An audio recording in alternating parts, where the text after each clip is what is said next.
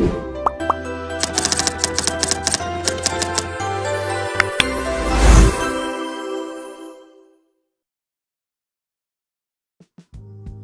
pada kesempatan kali ini kita akan membahas yang namanya operating system. Langsung saja, operating system ini ataupun sistem operasi merupakan komponen yang sangat penting dalam sebuah perangkat, baik itu komputer maupun perangkat mobile. Karena tanpa sistem operasi, perangkat tersebut tidak dapat berfungsi dan digunakan oleh si pengguna. Nah, sistem operasi adalah perangkat lunak dasar yang berfungsi sebagai penghubung antara pengguna dan perangkat keras komputer.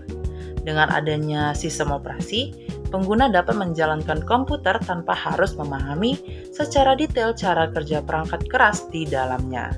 Selain itu juga, sistem operasi berfungsi ataupun bertugas sebagai pengelola utama sumber daya komputer seperti prosesor, memori, penyimpanan, serta perangkat input dan output, agar seluruh komponen dapat bekerja secara teratur dan efisien. Starting computer and mobile device. Booting sendiri ini adalah proses awal ketika si komputer atau perangkat mobile dinyalakan hingga sistem operasi siap untuk digunakan. Nah, pada tahap ini, sistem operasi itu dimuat ke dalam memori agar perangkat dapat menjalankan berbagai aplikasi. Dan jenis booting terdiri dari cold boot, yaitu menyalakan perangkat dari kondisi mati, dan ada warm boot, yaitu memulai ulang perangkat tanpa mematikannya sepenuhnya. Proses booting sangat penting karena menentukan kesiapan perangkat untuk digunakan. Sleep mode dan hibernate. Nah, di sleep mode, data disimpan sementara di RAM sehingga perangkat dapat kembali menyala dengan cepat, namun tetap menggunakan sedikit daya listrik. Dan hibernate, dia data disimpan ke hard drive dan perangkat dimatikan sepenuhnya sehingga tidak ada menggunakan daya listrik sama sekali. Dan perbedaan ini membantu pengguna mengatur efisiensi daya dan waktu penggunaan perangkat. Dan ada UI nih guys, UI ini ataupun user interface ataupun antarmuka pengguna adalah tampilan yang memungkinkan pengguna berinteraksi langsung dengan sistem operasi. Dan UI sangat penting karena menentukan seberapa mudah si pengguna dapat mengoperasikan sebuah perangkat. Dan antarmuka yang baik akan membuat pengguna lebih nyaman dan efisien dalam menggunakan komputer ataupun perangkat mobile. Nah, jenis-jenis user interface ataupun UI, dia ada graphical user interface atau GUI, dan ini menggunakan icon, menu, serta tampilan grafis. Lalu ada command line interface atau CLI, dan ini menggunakan perintah teks.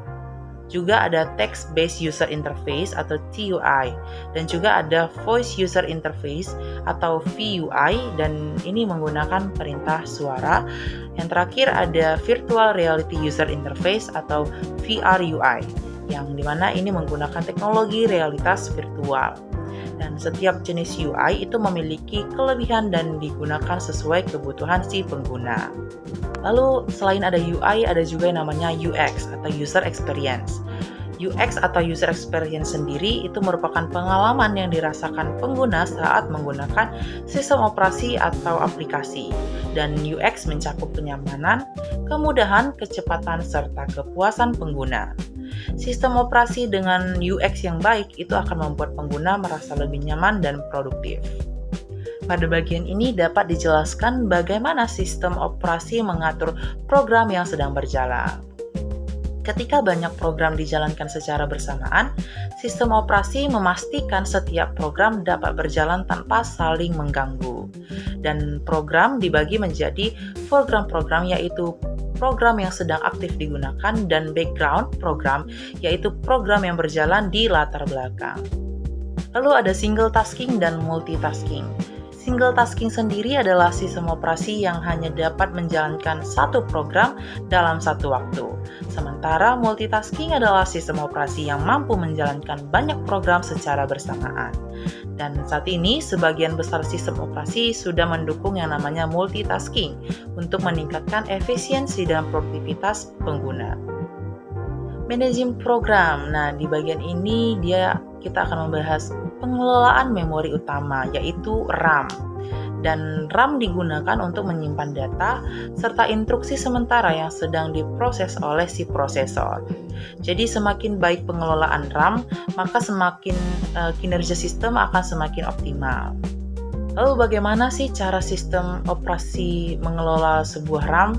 Nah, sistem operasi mengelola RAM dengan cara mengalokasikan memori untuk setiap program, memantau penggunaan memori, serta melepaskan memori saat program ditutup.